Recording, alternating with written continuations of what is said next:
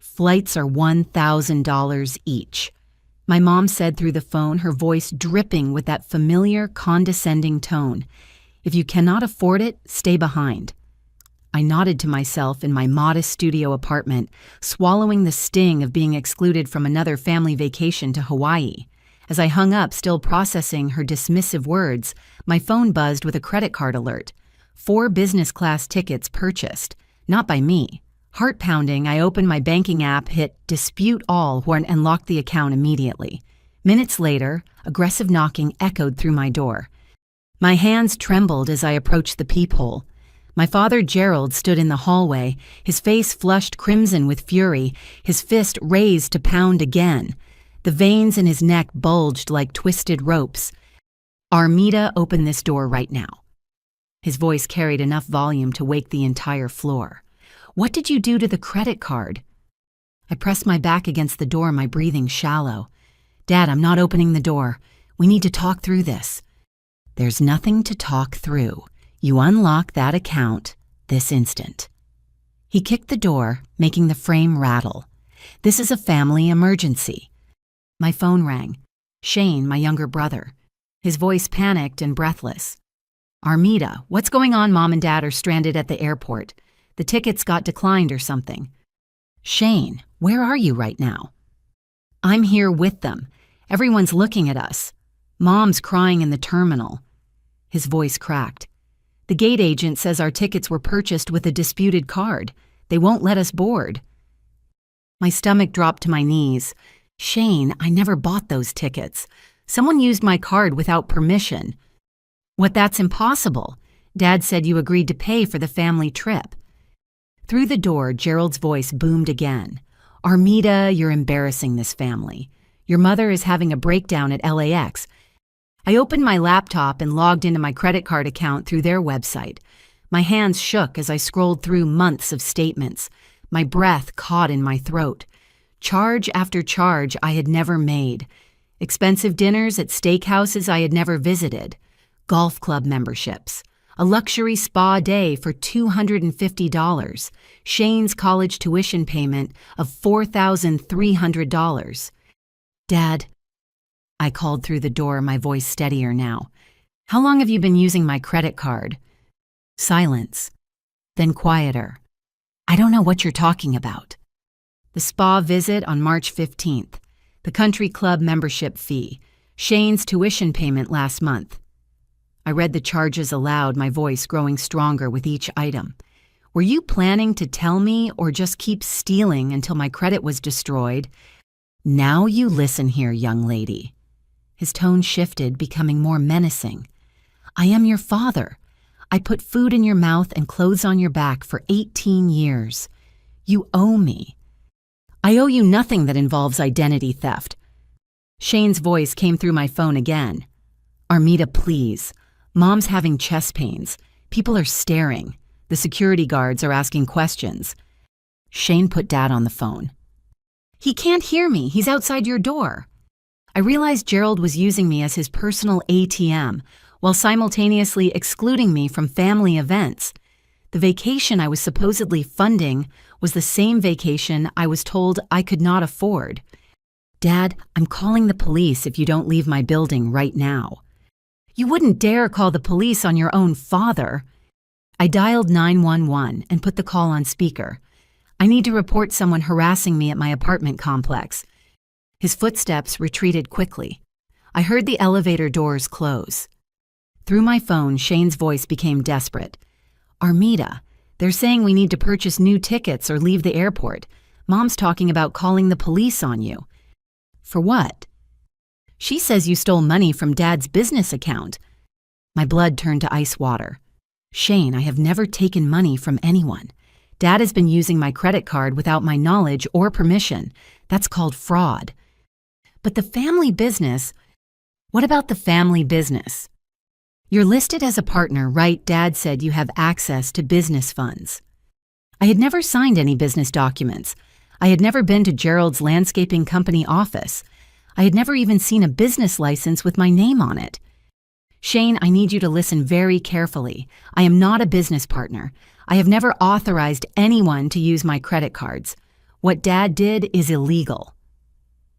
The line went quiet except for airport announcement background noise. Shane. I'm here. This is really messed up, Armida. I know. Are you safe right now? Yeah. Dad went to make some phone calls. Mom's in the bathroom. Good. I need you to stay away from them until I figure this out. Can you get home by yourself? I think so. I have my debit card. After Shane hung up, I sat on my apartment floor staring at months of fraudulent charges. The pattern was clear. Gerald had been systematically using my financial information while keeping me financially isolated from family activities. He wanted my money, but not my presence. My phone buzzed with a text from an unknown number. You just destroyed your family. I hope you're happy. The number belonged to my mother.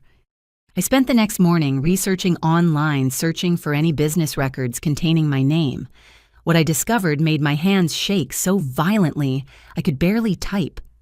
Green Family Enterprises, LLC, Gerald's landscaping business, registered with the state of California. Business partners listed Gerald Thomas Green and Armida Rose Green. I had never signed incorporation documents. I had never agreed to be a business partner. I had never even seen the inside of Gerald's office. My phone rang. Patricia, my mother, her voice broken and weepy. Armida, sweetheart, please listen to me. She sounded exhausted, defeated. Your father made me do it. Made you do what, Mom? All of it. The credit cards, the business partnership, everything. Her voice dissolved into sobs. He said we were going to lose the house. He said Shane would have to drop out of college. My chest tightened. Mom, what exactly did you do? I gave him your social security number. I took pictures of your driver's license when you visited last Christmas. I helped him fill out the business partnership paperwork. Each confession came out between gasps. He said it was temporary. He promised he would fix everything before you ever found out. I closed my eyes, feeling the betrayal settle into my bones like a cold, heavy stone. How long has this been going on? 2 years, maybe longer. Her voice became smaller. The landscaping business has been struggling since the drought regulations started. We couldn't get new contracts. The existing clients started doing their own yard work. So you decided to ruin my credit instead of telling me the truth. We didn't want to burden you with our problems. You were just getting started with your career. I pulled up my credit report on my laptop. Multiple accounts I had never opened. A business loan for $37,000. 2 additional credit cards with maxed out balances. A home equity line of credit. Mom, there's a business loan on my credit report for $37,000. Silence. Mom, your father needed equipment. The old mowers were breaking down constantly. He said if the business started making money again, we could pay it all back. And the home equity line of credit, we refinanced the house 6 months ago. The mortgage payment was getting too high. Using my name and credit. Your father said your credit score was better than ours. I felt like I was drowning in quicksand. Every answer revealed deeper levels of betrayal. Mom, I could go to prison for fraud if anyone discovers my name on these business documents without my knowledge. No, no, no. It's not fraud if you're family. Her voice became desperate. Families help each other. This is what family does. Family doesn't commit identity theft. Don't call it that. Your father loves you. We both love you. We were trying to protect you from our financial stress. By destroying my financial future, we were going to fix it. Gerald promised me he would fix everything. Her voice became pleading. Armida, you have to help us now. If you press charges, your father will go to prison. Shane will lose his college funding. I'll lose the house. You should have thought about those consequences before you forged my signature on legal documents. Please, baby, please don't destroy our family over money. I didn't destroy anything, Mom. You and Dad destroyed it when you chose to steal from me instead of asking for help. We couldn't ask for help. You would have said no. You're right. I would have said no to co-signing a $37,000 business loan. I would have said no to a home equity line of credit. I would have said no to becoming a business partner in a failing company. My voice grew stronger. But I might have said yes to helping you find a financial counselor. I might have said yes to helping Shane apply for legitimate student loans. I might have said yes to family therapy. It's too late now. You're right, Mom, it is too late. After I hung up, I pulled up the business loan documents online. My signature was forged but skillfully. Someone had practiced copying my handwriting. The notarization was fake. The notary's commission had expired 2 years before the document was signed. Gerald had planned this systematically. This was not desperation or poor judgment. This was calculated financial fraud. My phone buzzed with a text from Shane. "Can we talk? I'm scared." Shane arrived at my apartment that evening wearing a $200 hoodie I had never seen before and designer sneakers that cost more than my monthly grocery budget. His hair was professionally styled and he smelled like expensive cologne. "Armida, I'm so sorry." Tears flowed down his cheeks as he collapsed onto my couch. "I had no idea what Dad was doing with your credit card." I sat across from him, studying his face. Shane had always been the family favorite, the golden child who could do no wrong. Patricia and Gerald spoiled him relentlessly. "Shane, those are expensive shoes." He glanced down at his feet, then back at me. "Mom bought these for me." "When?" "Last month, for my birthday." I pulled out my phone and showed him my credit card statement. "There's a charge at Nordstrom for $347 on your birthday. I never shopped at Nordstrom." His face crumpled. "Armida, I swear I didn't know." "What about the tuition payment? Did you know where that money came from?" "Dad said he got a business loan." "Did you ever wonder why my name is on the business paperwork as a partner when I've never set foot in Dad's office?" Shane's crying intensified. I was afraid to ask questions. Dad gets so angry when anyone questions him. I wanted to believe my little brother was innocent. I wanted to protect him the way I had when we were children, and Gerald's temper erupted into violence. But something felt wrong. "Shane, show me your social media." "What, why?" "Because I want to see where you've been eating and who you've been with." Reluctantly, he handed me his phone. I scrolled through Instagram photos from the past 6 months. Shane at expensive restaurants I recognized from my credit card statements. Shane at the country club Gerald had charged to my account. Shane posing with friends outside luxury stores. "Shane, you knew." "I didn't know it was your money." "But you knew it wasn't Dad's money. You knew he couldn't afford these restaurants and shopping trips." "I thought the business was doing better." "Green Family Enterprises hasn't made a profit in 3 years. I looked up the tax records online." I kept scrolling through his photos. "You've been living off my credit cards while knowing I was excluded from family events." "That's not how it happened." "Then how did it happen?" Shane's demeanor shifted. The tears stopped. His voice became calculating. "Dad said if I kept quiet until after graduation, he would make sure you never found out. He said the business was going to get a big contract that would pay everything back." "So you chose to participate in fraud to protect Dad's reputation." "I chose to protect our family. You left us, Armida. You moved out and started your own life. You stopped caring about what happened to Mom and Dad." "I moved out because Gerald was financially and emotionally abusive. I started my own life because that's what healthy adults do." "You abandoned us." "I set boundaries." "Same thing." I stared at my little brother, realizing he was not the innocent victim I had imagined. He had actively participated in the fraud, enjoying the benefits, while I struggled to pay my own bills. "Shane, you're 20 years old. You're an adult. You made adult choices." "If you press charges against Dad, I'll kill myself." The words hit me like a physical blow. Shane had used suicide threats to manipulate Patricia since middle school. Whenever he faced consequences for poor behavior, he would threaten self-harm until the adults in his life gave him whatever he wanted. "Shane, that's manipulation." "I'm serious. If Dad goes to prison because of you, I'll end my life. I can't live with that guilt." The guilt should come from participating in identity theft, not from facing consequences for it. You're going to choose money over family. I'm going to choose honesty over corruption. Shane stood up abruptly. "Fine.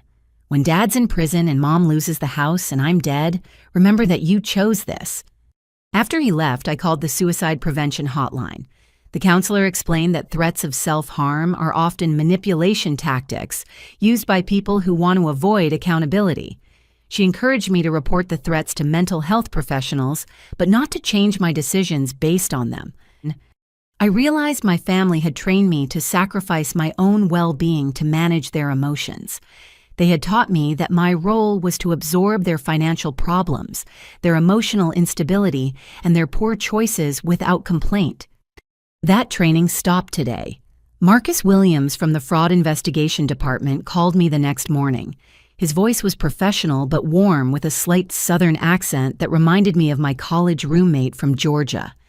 "Miss Green, I'm calling about the disputed charges on your account. I need to inform you that this case is more complex than initially reported." "More complex how?" "The fraudulent activity extends beyond your primary credit card. Someone has opened multiple accounts using your personal information." I sat down hard in my desk chair. "What kind of accounts?" "A business loan through Mountain West Credit Union for $37,000. 2 additional credit cards with Commerce Bank and First National. A home equity line of credit for $68,000 through Valley Mortgage." Marcus paused. "Miss Green, are you aware that your name appears as a business partner on Green Family Enterprises?" "I discovered that yesterday. I never signed those documents." "I'll need you to come into our office this week to provide handwriting samples and sworn statements. The forgeries are sophisticated. Whoever did this had access to your personal documents and plenty of time to practice copying your signature." "How much money are we talking about total?" "Current debt attributed to your name is approximately $73,000. The number hit me like a truck. $73,000.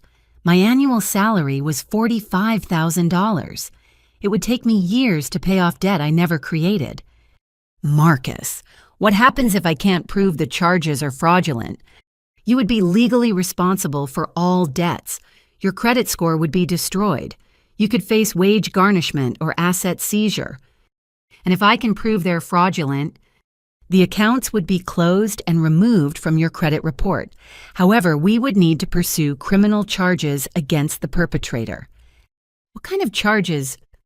"Identity theft is a felony in California. Given the amount involved, we're looking at potential federal charges as well. The person responsible could face significant prison time." My phone buzzed with a text from Patricia. "Please call me. We need to find a solution that doesn't destroy our family." "Marcus, there's something else you should know. The perpetrator is my father." Silence on the line. "I see. That does complicate matters. Are you willing to press charges against a family member?" "I don't know yet." "Miss Green, I need to be direct with you. Family fraud cases are among the most difficult to prosecute because victims often refuse to cooperate. If you're not willing to pursue criminal charges, the financial institutions will likely hold you responsible for the debt."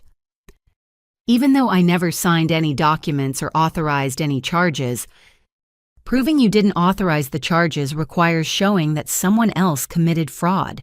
If you won't identify the perpetrator or testify against them, the burden of proof becomes much harder to meet. So either I send my father to prison or I'm financially ruined. I'm afraid that's an accurate summary. Marcus scheduled an appointment for me to come to the bank the following day. After I hung up, I called in sick to work. I needed time to process the magnitude of this situation. Gerald had systematically destroyed my financial life while excluding me from family events. He had stolen my identity to save his failing business while telling everyone I was selfish and ungrateful. He had involved Shane and Patricia in the fraud, making them accomplices who now felt entitled to my silence. My phone rang, Patricia again.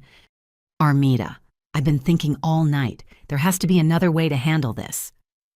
"Like what, Mom?" "We could set up a payment plan. Gerald and I could pay you back over time. With what money you just told me yesterday that the business is failing and you're about to lose the house. We'll figure something out." "You'll figure something out by committing more fraud." "That's not what I meant." "That's exactly what you meant. You want me to absorb the consequences of Dad's crimes so you can continue living beyond your means. I want to keep our family together. Our family was never together, Mom. Our family was me paying for things while being excluded from enjoying them. That's not true. When was the last time I was included in a family vacation? Silence. When was the last time I was invited to family dinner without being asked to bring expensive food or pay for the meal?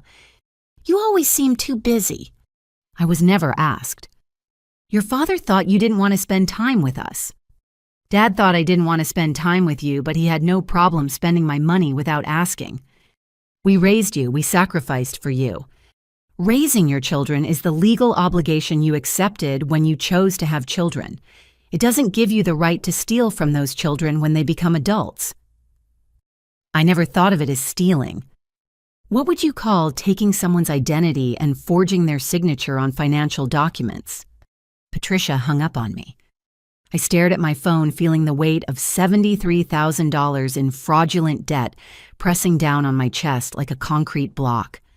My family had constructed an elaborate scheme to use me as their personal bank while emotionally manipulating me to accept financial abuse as love. For the first time in years, I felt completely alone, but I also felt something else: determination. I was going to fight back.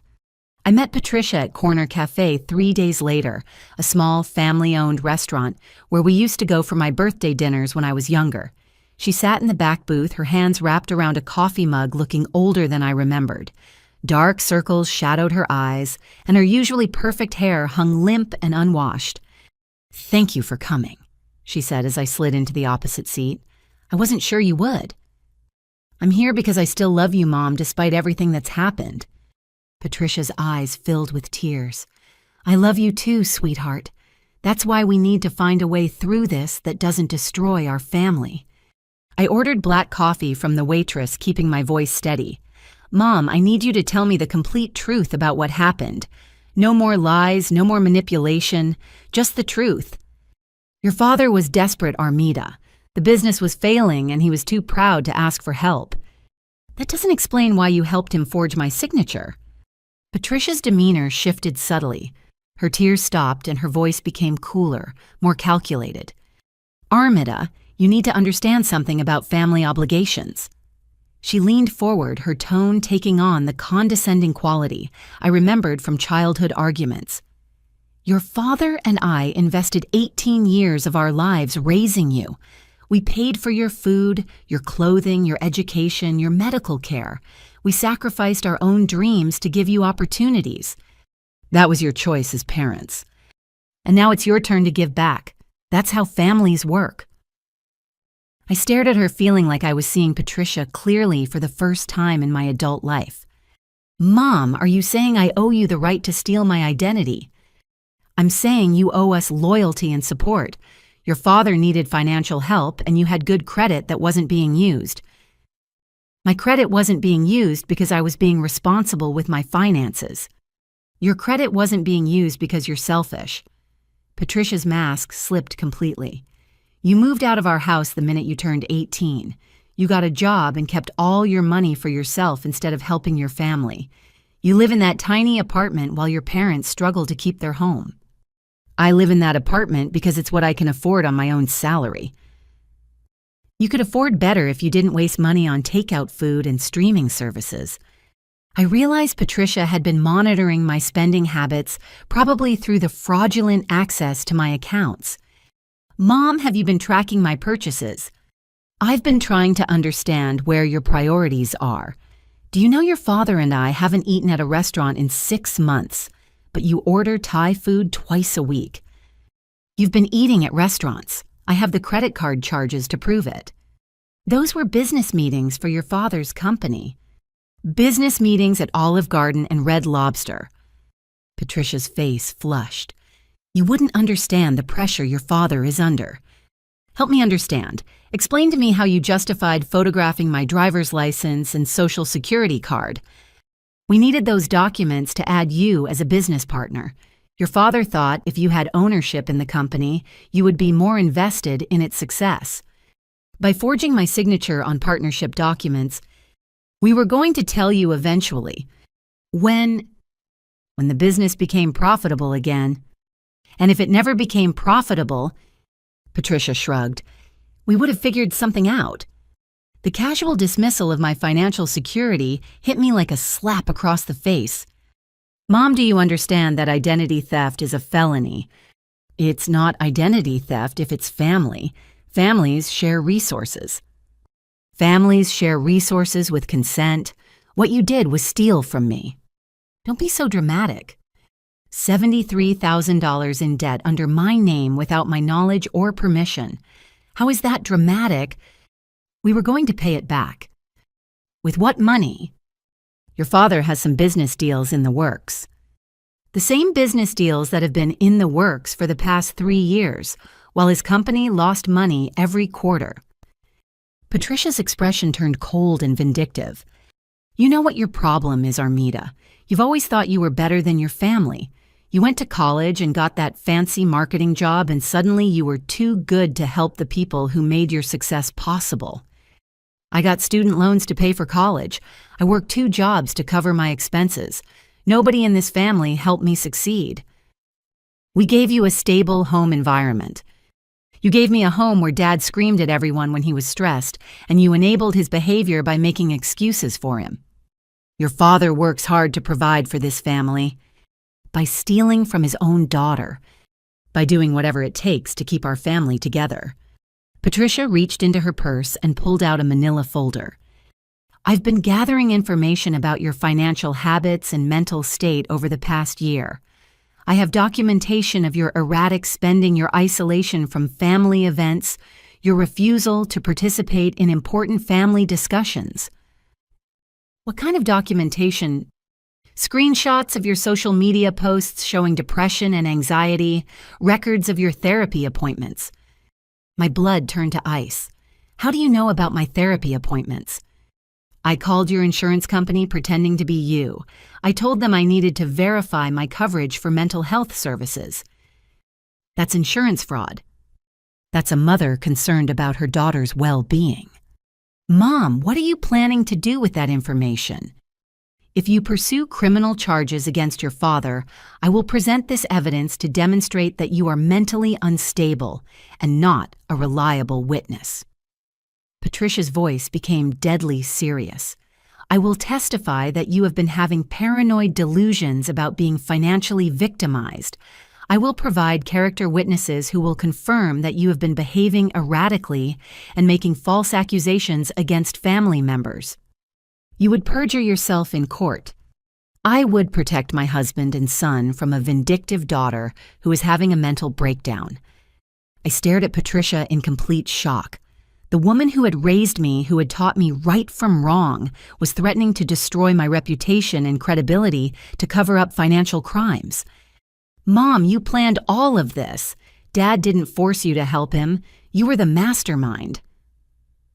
I was a wife protecting her family. You were a criminal destroying your own daughter's future.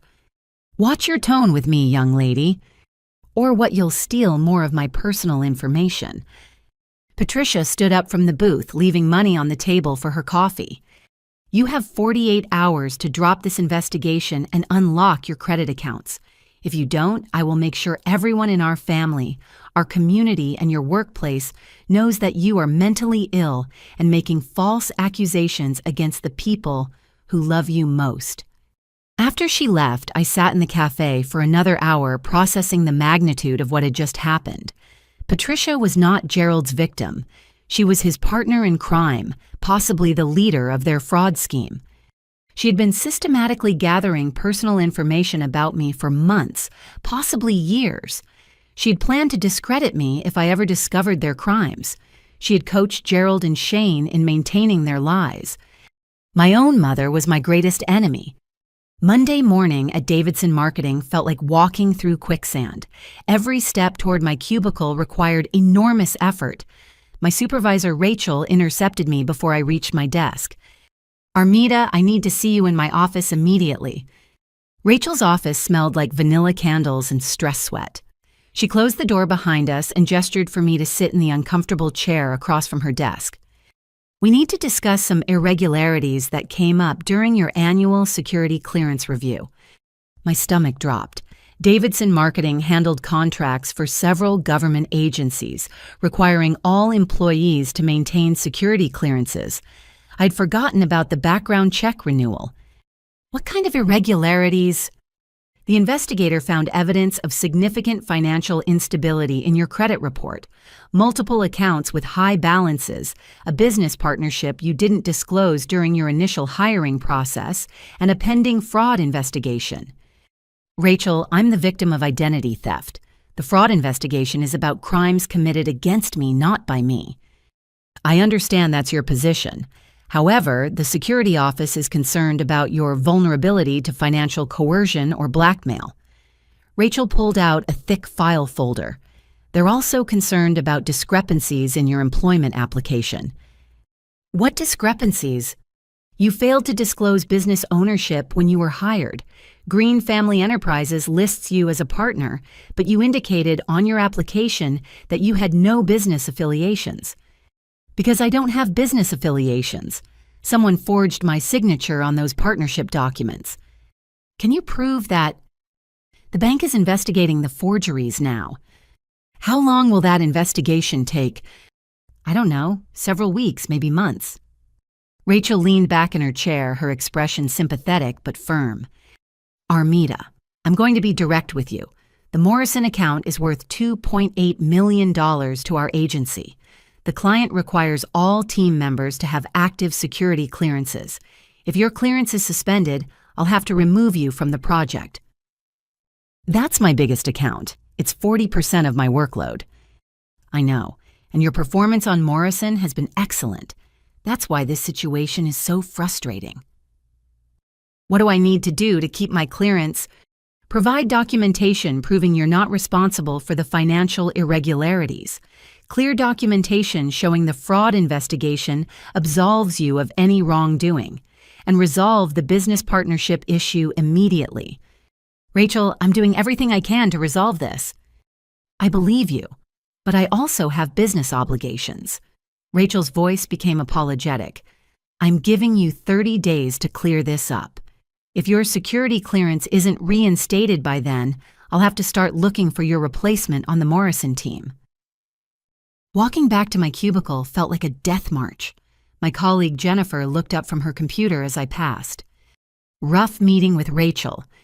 Just some administrative stuff. About the financial thing. I stopped walking.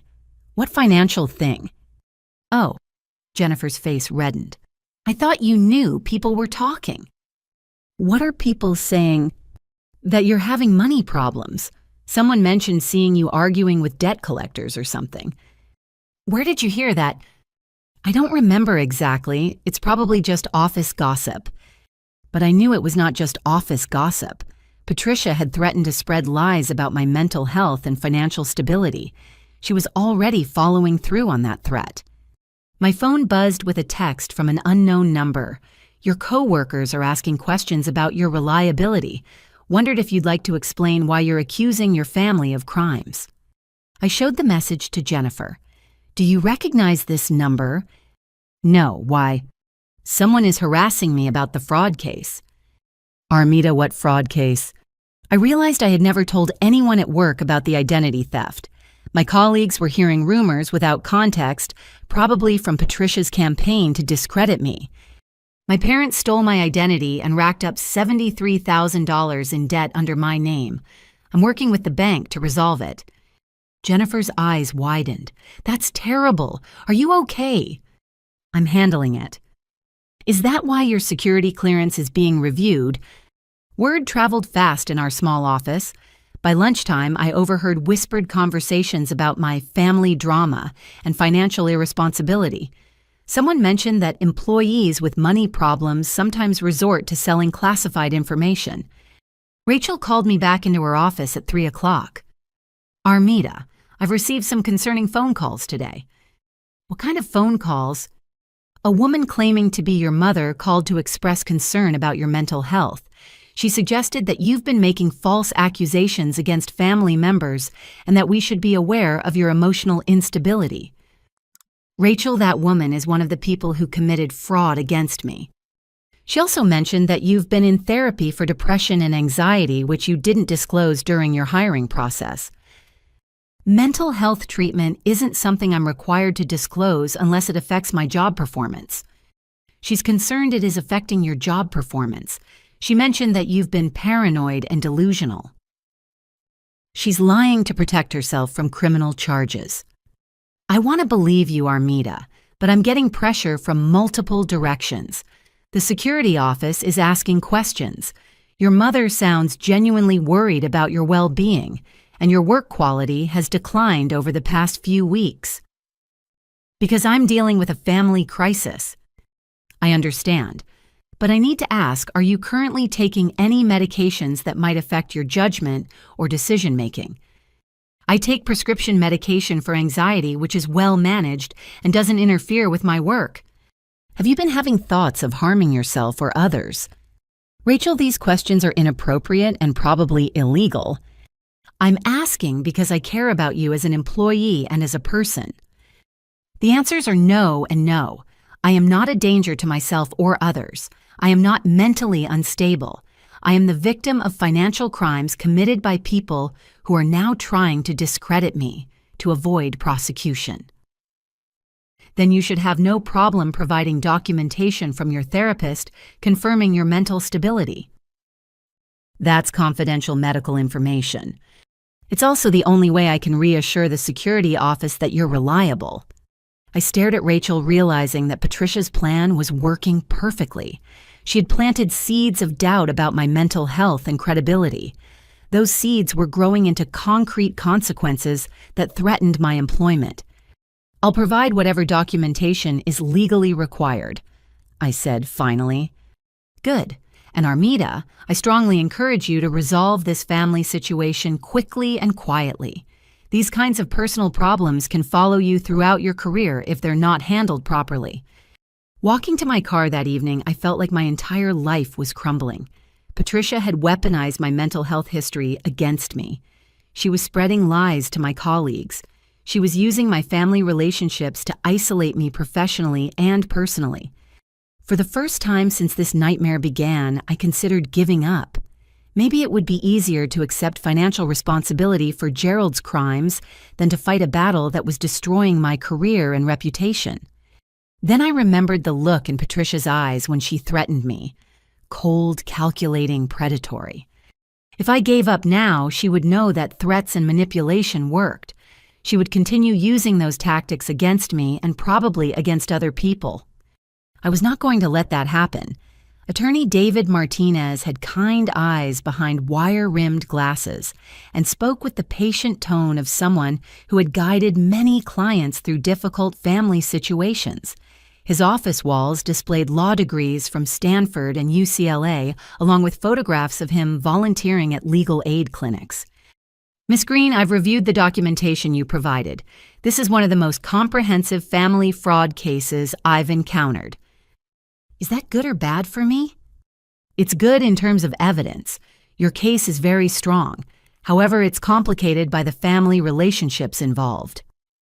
David pulled out a legal pad covered with handwritten notes. Let me explain your options and their likely consequences. I'm listening. Option 1, pursue criminal prosecution against your father, your mother, and potentially your brother. The evidence supports felony charges for identity theft, fraud, and forgery. Given the amount involved, they could face significant prison time. How significant? Your father could receive 5 to 10 years in federal prison. Your mother could receive 3 to 7 years. Your brother might receive probation and community service as a first-time offender, depending on the prosecutor's discretion. The numbers hit me like physical blows. 5 to 10 years. My father would be in his 70s when he got out of prison. What's option 2? Pursue civil recovery without criminal prosecution. Sue them in civil court for the $73,000 plus damages and legal fees. This would clear the debt from your credit report, but would not result in prison time. Which option do you recommend? That depends on your goals. Do you want justice or do you want to preserve family relationships? I want to stop them from doing this to other people. Then criminal prosecution is your only real option. Civil court sends a financial message. Criminal court sends a societal message. David opened another file folder. However, I need to make you aware of several challenges specific to family fraud cases. First, prosecutors sometimes hesitate to pursue these cases because juries can be sympathetic to defendants who claim they were helping family or didn't mean any harm. Even when they stole $73,000. Even then, second-year family members will likely hire attorneys who will argue that you consented to all charges and are now having buyer's remorse about family financial arrangements. But I never consented to anything. I believe you. But proving that in court requires us to demonstrate that the signatures are forged, that you never received any benefit from the stolen funds, and that your family members acted with criminal intent rather than misguided family loyalty. Don't the forged signatures prove criminal intent? They help, but your family's attorney will argue that your parents believed they had your permission to handle financial matters. They'll claim this was a family misunderstanding that got out of hand. What about my mother threatening to claim I'm mentally unstable? That actually strengthens your case. Threatening to provide false testimony is obstruction of justice, which is a separate felony. David leaned forward, his expression serious. Miss Green, I need to ask you some difficult questions about your readiness for this process. Okay. Are you prepared to testify against your parents in open court? The question made my chest tighten. I think so. Are you prepared for your family members to testify against you to claim you're lying mentally unstable or vindictive? I don't have a choice. Are you prepared for extended family members to choose sides, for some people to believe your parents' version of events rather than yours? That's already happening. Are you prepared for this process to take 6 months to 2 years to resolve, for your family relationships to be permanently damaged, for potential media attention if the case goes to trial? Media attention. Large-scale family fraud cases sometimes attract local news coverage. Your name and your family's names could be in newspaper articles and online reports. I felt overwhelmed by the scope of consequences I had not considered. David, what happens if I choose not to prosecute? You remain financially responsible for all fraudulent debt. Your credit score is destroyed. Your parents face no consequences and might continue committing fraud against you or other victims. Your security clearance problems continue, potentially ending your career. And if I do prosecute, the debt is removed from your credit report.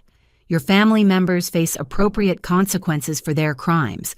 You send a message that financial abuse is not acceptable, but your family relationships are probably destroyed forever. It sounds like I lose either way. You lose different things in different ways. The question is what kind of loss you can live with. David handed me a business card for a therapist who specialized in helping crime victims navigate family relationships. I recommend talking to Dr. Sarah Chen before making your final decision. She can help you process the emotional aspects of this situation. How much will prosecution cost me? If the prosecutor's office handles the criminal case, there's no cost to you. If you also pursue civil recovery, my fees would be approximately $15,000, but we could potentially recover those costs from your family's assets. What assets? Their house, their cars, business equipment, personal property. If they're convicted of felony fraud, the court can order restitution and asset forfeiture. They could lose their house. Yes. I imagined Patricia, homeless Gerald in prison, Shane's college education interrupted by family scandal. Then I imagined myself working 3 jobs to pay off debt I never created, while they face no consequences for destroying my financial future. David, I need time to think about this. Of course, but don't take too long. Statutes of limitations apply to some of these charges.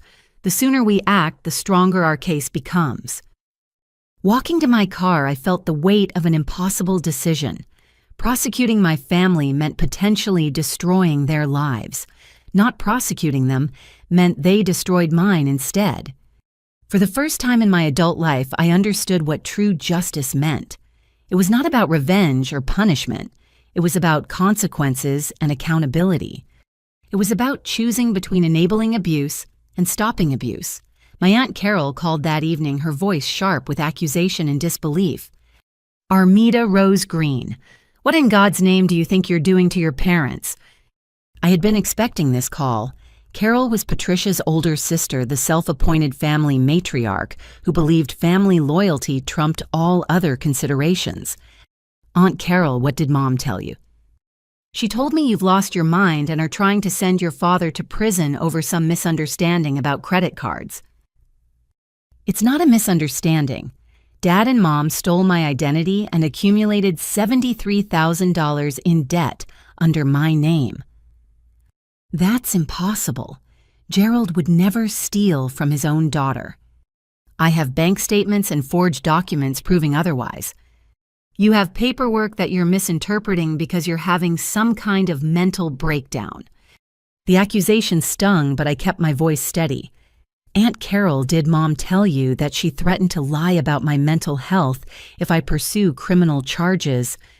"Patricia told me she's concerned about your well-being. She said you've been acting paranoid and making wild accusations against people who love you.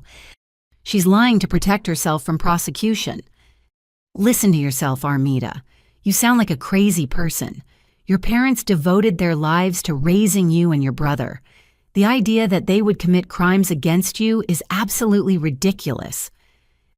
"Why is it ridiculous?" "Because they're your parents. Parents don't steal from their own children." "Actually, family fraud is more common than stranger fraud because family members have access to personal information." "Stop talking like a lawyer and start thinking like a daughter."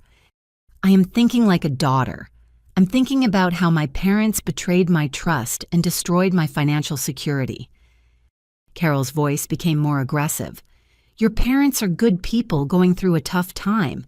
Instead of helping them, you're making their lives harder." "How am I supposed to help them?" "By dropping this ridiculous fraud claim and working together as a family to solve the problem." "The problem is that they committed multiple felonies." "The problem is that you've become selfish and vindictive." Before I could respond, Carol hung up. 20 minutes later, my phone rang again. Uncle Frank. "Armida, I just got off the phone with your Aunt Carol. This family drama needs to stop immediately." "Uncle Frank, it's not drama, it's crime. It's a family financial dispute that you're blowing out of proportion." "A family financial dispute would involve people disagreeing about money they all knew about. This involves forged signatures and stolen identity." "Gerald made some mistakes. That doesn't mean you need to destroy him." "Gerald didn't make mistakes. He planned and executed systematic fraud over multiple years." "Even if that's true, sending your own father to prison is wrong. Letting him get away with felony theft is wrong. Family forgives family. Family doesn't commit identity theft against family." "You're being selfish." "I'm being victimized." Frank's voice became threatening. "If you pursue this nonsense, you're going to find yourself very alone in this world. Your family won't forgive you for destroying Gerald and Patricia. Your cousins won't want anything to do with you. You'll be cut off from everyone who ever cared about you. If you all side with criminals against victims, then maybe I don't want your relationships. You'll regret that attitude when you're old and alone with no family support system." After Frank hung up, I realized Patricia had been busy spreading her version of events to every family member who would listen. She was mobilizing collective pressure to force me into silence. My phone buzzed with text messages throughout the evening. "Cousin Beth, your parents are devastated. How could you do this to them?" "Cousin Mark, whatever happened, family should stick together. Work it out privately." "Aunt Susan, Patricia is having chest pains from stress. Do you want to give your mother a heart attack?" "Uncle Robert, Gerald has always been good to you. Show some gratitude." My grandmother Rose called at 9 o'clock, her voice weak and disappointed. "Armida, dear, I'm very concerned about what's happening with your parents." "Grandma, what did they tell you?" Patricia called crying, saying you're accusing them of stealing from you. She's very worried about your mental health. Grandma, they did steal from me. I have proof. Sweetheart families sometimes share money in ways that younger people don't understand. When I was your age, my parents handled my finances until I got married. This is different.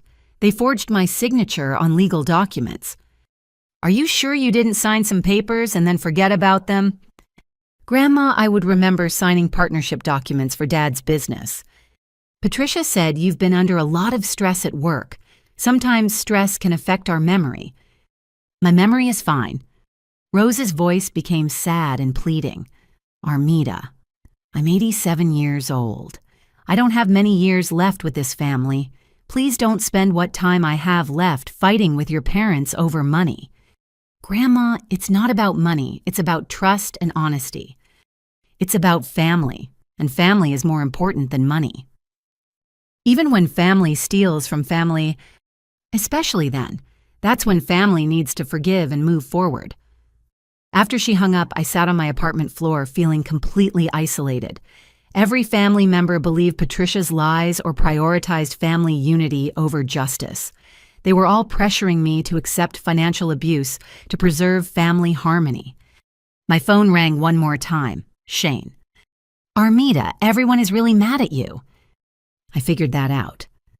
Grandma Rose had chest pains after talking to you. Mom took her to the emergency room. Is she okay? She's fine now, but Mom says the stress of this situation could kill her. Mom is using Grandma's health to manipulate me. Or maybe you're really causing serious stress for an elderly woman. Shane, whose side are you on? I'm on the side of keeping our family together. Our family was never together. Our family was built on lies, manipulation, and financial abuse. That's not true. It is true. Dad stole from me while excluding me from family events. Mom threatened to lie about my mental health to cover up their crimes. You participated in fraud and then threatened suicide when I discovered it. We're still family. No, Shane.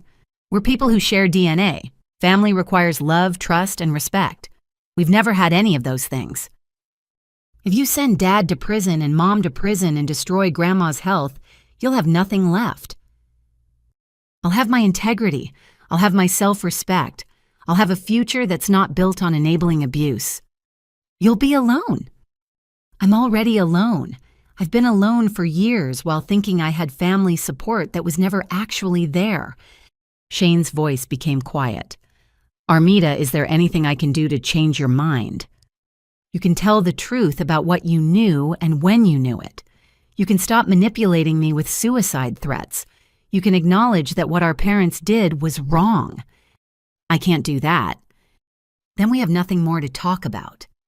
After Shane hung up, I turned off my phone and sat in silence. My entire extended family had chosen to support criminals rather than victims. They had chosen comfortable lies over difficult truths. But I had made my choice too.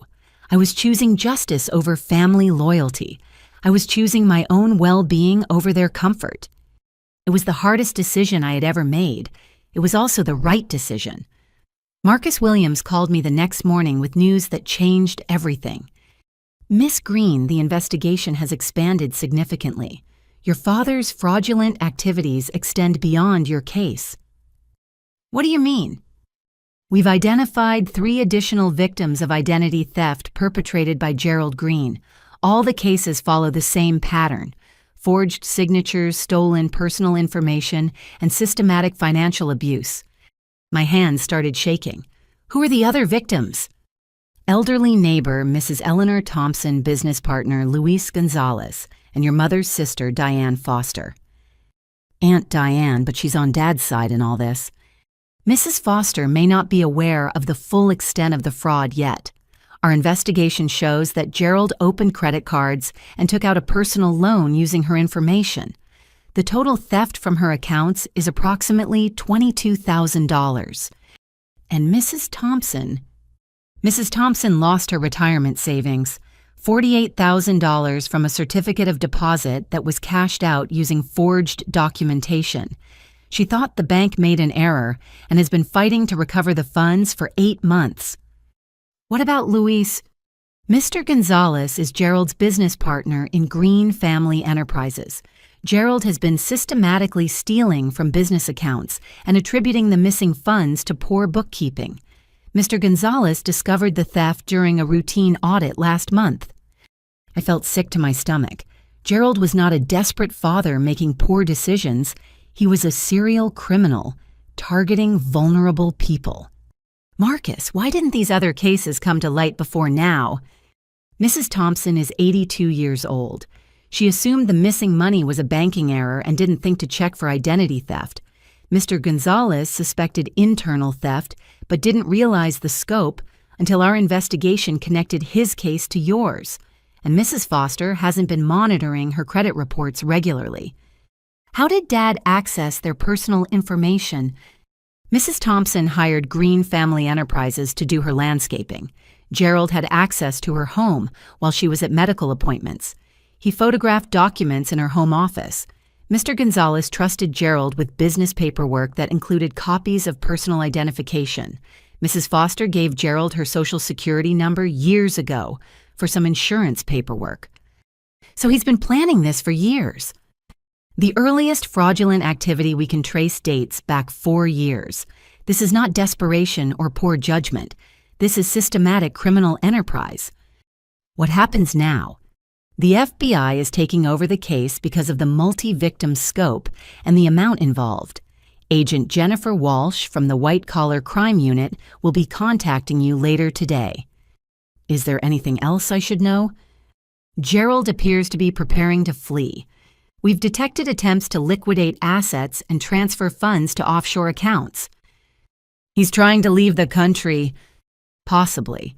We've alerted airport security and border patrol, but if he's successful in transferring funds overseas, recovery becomes much more difficult. After Marcus hung up, I called attorney David Martinez immediately. David, the FBI, is taking over the case. Gerald has been stealing from multiple people.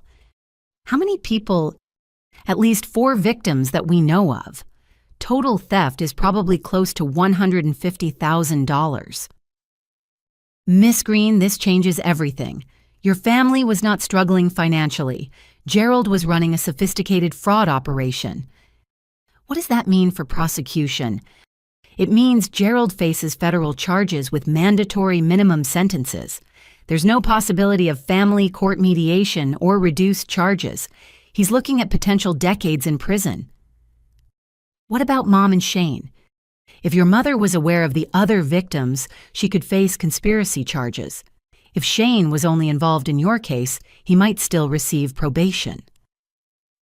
I need to talk to the other victims. I think that's wise. You'll probably find that your family's manipulation tactics were used against them as well. David connected me with Mrs. Thompson's attorney. Within an hour, I was sitting in Eleanor Thompson's living room, listening to a story that mirrored my own experience. Gerald seemed like such a nice young man. Mrs. Thompson said, her voice shaky but determined. He always asked about my health, my family. He even helped me carry groceries from my car. When did you first notice money missing from your accounts? Last January, I went to renew my certificate of deposit, and the bank told me it had been cashed out in November. I never authorized that transaction. What did you do? I kept calling the bank thinking they made a mistake. They kept telling me the signature matched their records and that I had provided proper identification. Did you suspect Gerald? Not until last week when the FBI agent showed me security footage of Gerald at my bank using a fake driver's license with my information. Mrs. Thompson pulled out a manila folder full of bank statements and correspondence. I lost my entire retirement savings, dear. $48,000 I had been saving for 30 years. I can't afford my medical bills now. I had to sell my late husband's car to pay for groceries. Mrs. Thompson, I'm so sorry. What breaks my heart is that I trusted him. I invited him into my home. I offered him lemonade while he worked in my garden. Her eyes filled with tears. He sat at my kitchen table and listened to me talk about my late husband while he was planning to steal everything I had left. Were there any warning signs? He asked a lot of questions about my finances, where I banked, whether I had retirement accounts, whether any family members helped me with money management. I thought he was just making conversation. Did he ever mention me? He talked about his daughter who worked in marketing. He said you were very successful but had become distant from the family. Mrs. Thompson looked embarrassed. I'm afraid I believed him when he said you had become selfish and ungrateful. That's exactly what he told my extended family about me. Gerald is very convincing when he wants to be, very charming, very sympathetic. If I hadn't seen the bank security footage, I might still believe his lies. What convinced you to press charges? My son Jake. He's a prosecutor, and he explained that people like Gerald don't stop until they're forced to stop. He said if I didn't pursue justice, Gerald would find other elderly victims to target. Are you worried about the trial process? Terrified, but I can't let him do this to other people. Mrs. Thompson walked me to the door, her steps careful and measured. Dear, I want you to know that what Gerald did to you is not your fault. Family members who betray trust are the worst kind of criminals because they use love as a weapon. Thank you for saying that. Your father counted on your loyalty to protect him from consequences. Don't let him use your love against you. Driving home from Mrs. Thompson's house, I felt a new sense of clarity. Gerald was not a flawed father making desperate choices. He was a predator who systematically targeted vulnerable people, including his own daughter. Patricia was not a victim caught between competing loyalties. She was an accomplice who enabled and participated in crimes against multiple people. Shane was not an innocent bystander. He was a beneficiary who enjoyed the proceeds of theft while knowing those proceeds were stolen. My family had not made mistakes. They had chosen to commit crimes. And I was going to make sure they faced appropriate consequences. Shane called me 3 days later, his voice urgent and breathless with panic. Armida, you need to get to the hospital immediately. Dad had a heart attack. My blood turned cold. Despite everything Gerald had done, he was still my father. What hospital? How bad is it? Mercy General. He's stable now, but he's asking for you. The doctor said he might need emergency surgery, and Dad wants to apologize before anything happens. I'll be there in 20 minutes. I drove to Mercy General with my hands gripping the steering wheel, my mind racing between anger and concern. Gerald had destroyed my financial life, but I could not ignore a genuine medical emergency. Family relationships were complicated even when family members committed crimes. Shane met me in the hospital lobby, his eyes red with tears. Thank God you came. Dad's been asking for you constantly since they brought him in. What happened? He was at the office when he started having chest pains. Luis called 911. Shane led me toward the elevators. Armida. I think the stress of this whole situation triggered the heart attack. Shane Dad's heart attack was not caused by me pursuing criminal charges. It was caused by years of unhealthy lifestyle choices and the stress of maintaining elaborate lies. He just wants to make things right. We rode the elevator to the cardiac unit in silence. Shane led me down a hallway to a conference room instead of a patient room. Why are we going here instead of to Dad's room? The family is gathered to discuss Dad's condition and figure out how to move forward. Something felt wrong. Shane's demeanor was too calm for someone whose father had just suffered a heart attack. His tears had dried up completely, and his voice carried no trace of genuine distress. I opened the conference room door to find Gerald sitting upright in a chair, very much alive and apparently healthy. Patricia sat beside him, along with Aunt Carol, Uncle Frank, and a woman I did not recognize wearing professional attire. Surprise, Gerald said with a smug smile. No heart attack, but we do need to talk. I turned to leave immediately, but Shane blocked the doorway. Armida, please just listen. This is Dr. Amanda Foster. She's a family counselor who specializes in helping families resolve financial disputes. Dr. Foster stood up, extending her hand toward me. Miss Green, your family has asked me to mediate a discussion about the misunderstandings that have developed around some financial arrangements. There are no misunderstandings. There are crimes. Please sit down. Let's talk through this calmly and rationally. I'm leaving. Shane stepped aside, but Gerald's voice stopped me. If you walk out that door, I'll make sure every person in your professional and personal life knows you're having a complete mental breakdown. I turned around slowly. You're threatening me in front of a witness. I'm offering you a chance to get the help you clearly need. Dr. Foster looked uncomfortable. Mr. Green, that's not how I described this intervention process to you. Gerald ignored her. Armida, sit down so Dr. Foster can explain how mental illness can cause people to misinterpret family financial arrangements. Dr. Foster, did my family tell you they hired you under false pretenses? I was told you were having difficulty processing some family financial decisions and that you had been making accusations that concerned your relatives. They told you I was mentally ill. They expressed concern about your emotional well-being. I pulled out my phone and showed Dr. Foster the bank fraud documentation Marcus Williams had provided. These are federal criminal charges for identity theft, forgery, and fraud. This is not a family financial misunderstanding. Dr. Foster studied the documents, her expression changing from neutral professionalism to obvious concern. Mr. Green, these appear to be serious criminal allegations. They're delusions caused by work stress and depression, Patricia interjected. Armida has been in therapy for mental health issues. Mrs. Green, therapy for depression does not cause people to hallucinate FBI investigations. Gerald's mask slipped. Listen, lady, we're paying you to help our daughter accept reality, not to validate her paranoid fantasies. Sir, I was not hired to declare anyone mentally incompetent. I was hired to facilitate family communication. Then facilitate her understanding that she owes this family loyalty and support. Dr. Foster closed her notepad and stood up. I'm ending this session immediately. Mr. and Mrs. Green, you misrepresented the nature of this situation to me.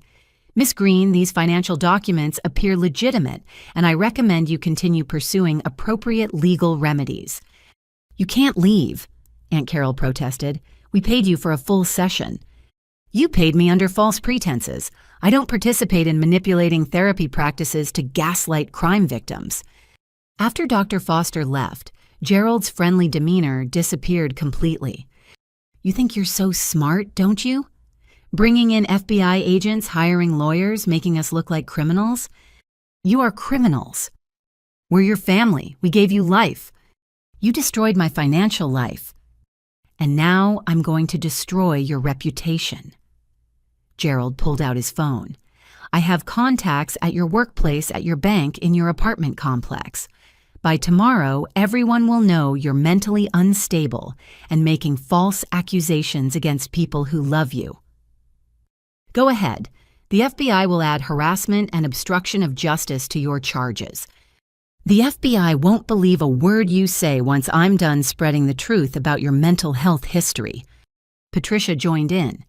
We have documentation of your therapy sessions, your prescription medications, your social media posts about depression and anxiety. Documentation you obtained through insurance fraud. Documentation that proves you're not a reliable witness. Shane stepped closer to me, his voice pleading. Armida, just admit you misunderstood some financial arrangements. Admit Dad had your permission to use your credit cards.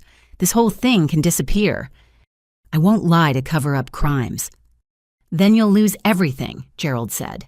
Your job, your reputation, your family, your future. Is that really worth some money? It's worth my integrity. Your integrity won't pay your bills when you're unemployed and blacklisted. I looked around the room at these people who shared my DNA, but had no concept of honesty, accountability, or genuine love. They were willing to destroy my mental health, my career, and my future to avoid consequences for their criminal choices. You're right about one thing, Gerald. This will determine who loses everything, but it won't be me. I walked out of the conference room, ignoring Shane's attempts to follow me. In the hospital parking lot, I called FBI agent Jennifer Walsh and reported the attempted intimidation. Miss Green, we've been expecting this kind of escalation.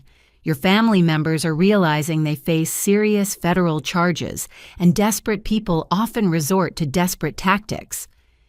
Can you do anything to stop the harassment?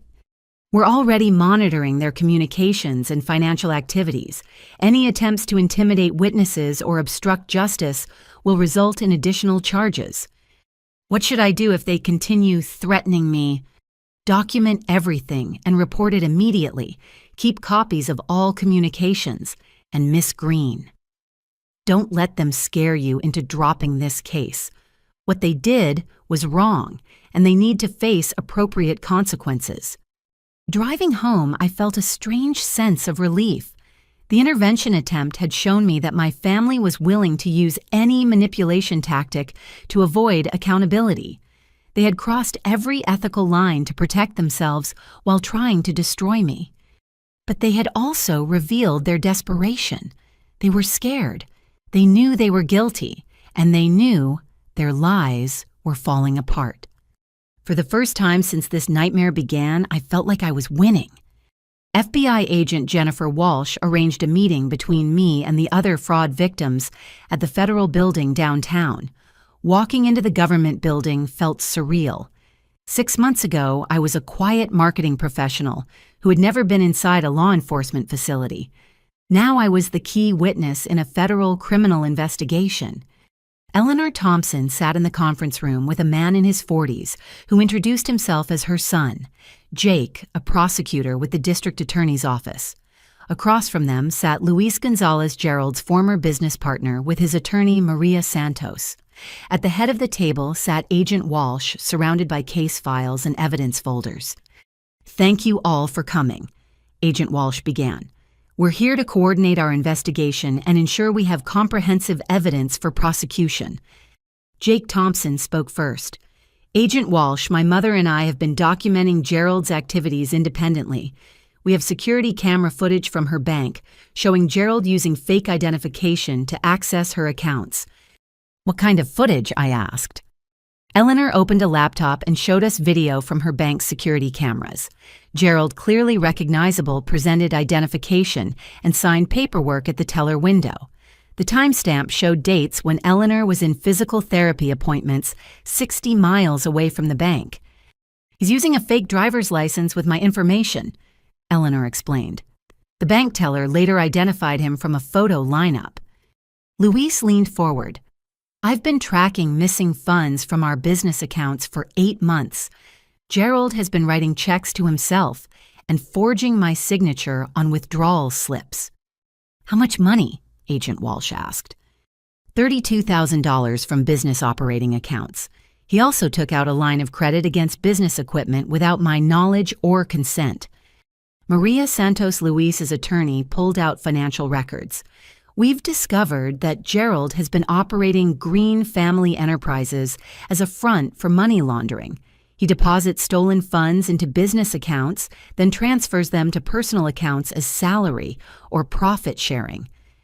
Money laundering. I felt overwhelmed. How is this connected to identity theft?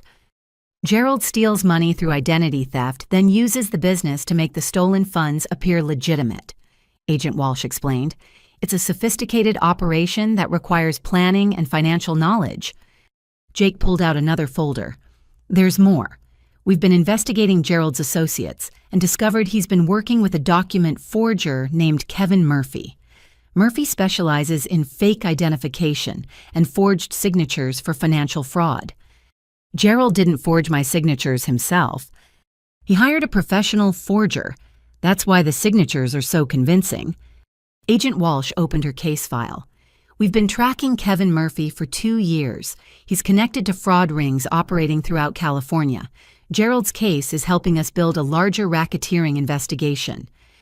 Racketeering? Luis looked shocked. "I thought Gerald was just stealing to save his failing business." "Gerald's landscaping business has been losing money for years, but his personal spending has increased dramatically. He's been living off fraud proceeds while maintaining the appearance of business success."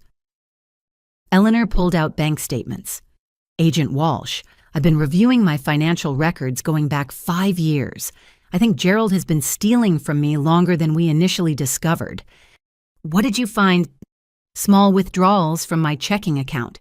$20 here, $50 there. Amounts I assumed were bank fees or forgotten transactions." How much total? Approximately $3,000 over 4 years. Agent Walsh made notes in her file. Gerald probably started with small thefts to test whether you would notice. When you didn't report the missing money, he escalated to larger amounts. I felt sick to my stomach. He was experimenting on victims to perfect his technique. That's a common pattern in serial fraud cases. The perpetrator starts small and gradually increases the scope of their crimes. Luis shared his own timeline. Gerald became my business partner 3 years ago. The first year, everything seemed normal. The second year, I noticed some bookkeeping irregularities. This year, I realized thousands of dollars were missing. Did he give you explanations for the missing money? He blamed poor record-keeping, unexpected expenses, slow-paying customers. He always had reasonable explanations. Jake pulled out a legal pad covered with handwritten notes. I've been building a timeline of Gerald's activities. The pattern suggests he's been running this fraud operation for at least 5 years. 5 years? I was stunned. He probably started by stealing from elderly clients during landscaping jobs, small amounts that wouldn't be noticed immediately. Then he graduated to identity theft when he realized how much money he could steal without detection. Agent Walsh turned to me. Miss Green, your case is probably the most sophisticated because Gerald had long-term access to your personal information. He could forge documents more convincingly and cover his tracks more effectively. Why didn't he steal smaller amounts from me? Because you're family. He knew you would eventually discover large-scale theft, so he planned to blame family financial arrangements rather than outright theft. Maria Santos leaned forward. Agent Walsh, what are we looking at for prosecution? Gerald faces federal charges for wire fraud, mail fraud identity theft, money laundering, and racketeering. If convicted on all counts, he could receive 25 to 30 years in federal prison. What about Patricia and Shane? Patricia faces charges for conspiracy mail fraud and obstruction of justice. Shane faces charges for fraud and conspiracy, but as a first-time offender, he'll likely receive probation and restitution requirements. Eleanor looked concerned. What kind of trial are we looking at? Federal court probably 6 months to a year from now. Each of you will need to testify about your experiences and the impact of Gerald's crimes. Will our identities be public? Yes, federal court proceedings are public record.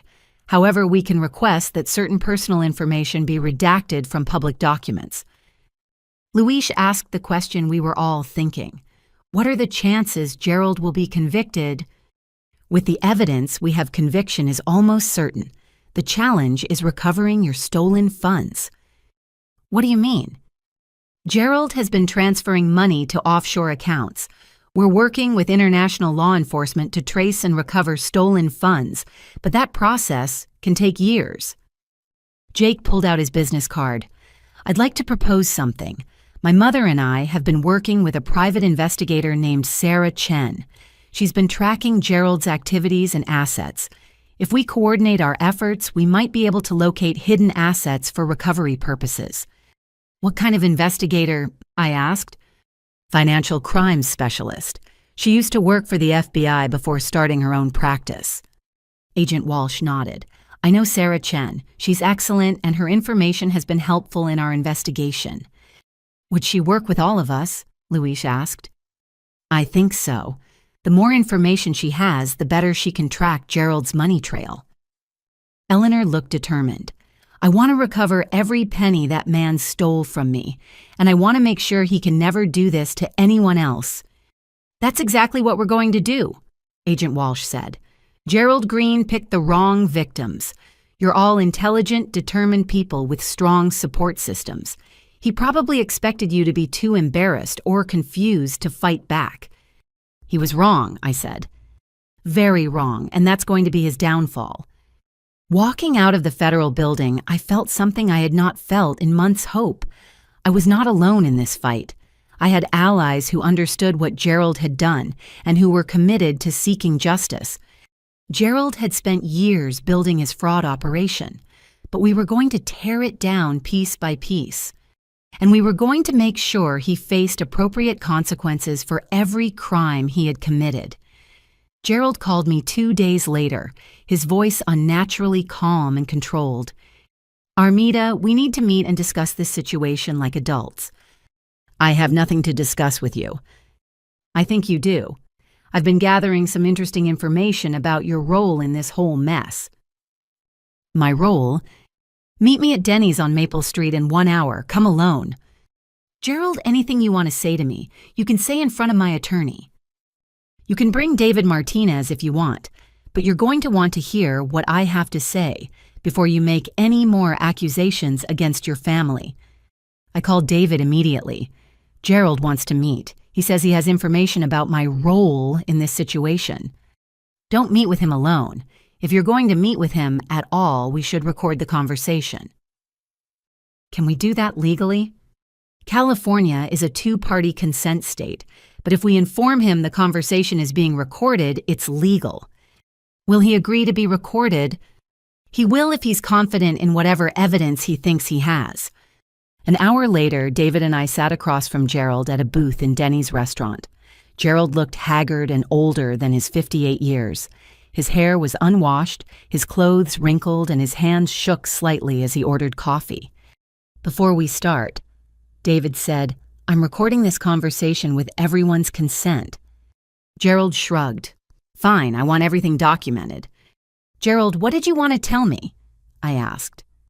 I want to show you proof that you orchestrated this entire fraud scheme. My stomach dropped. What? Gerald pulled out a manila folder and spread documents across the table. Bank statements, credit card applications, business partnership papers. These documents prove that you authorized all charges to your credit cards and that you received cash payments for your cooperation. David picked up one of the documents. This appears to be a receipt for a cash withdrawal from Miss Green's credit card account. Exactly, $3,000 in cash withdrawn by Armida on March 15th.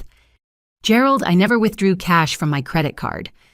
Your signature is on the withdrawal slip. David studied the document. This signature does appear to match Miss Green's handwriting.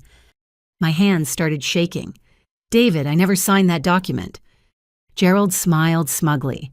There are 12 more withdrawal slips with your signature Armida, all for cash amounts between $1,000 and $5,000. The total cash you withdrew from your own credit cards is $38,000. That's impossible. Bank security cameras show you at the teller window for each transaction. I want to see that security footage. You can see it during the trial when my attorney presents it as evidence that you were a willing participant in the family financial arrangements. David was studying the documents carefully. Mr. Green, these withdrawal slips show dates and times when Miss Green was at work. Her employer can provide documentation proving she was in meetings during these bank visits.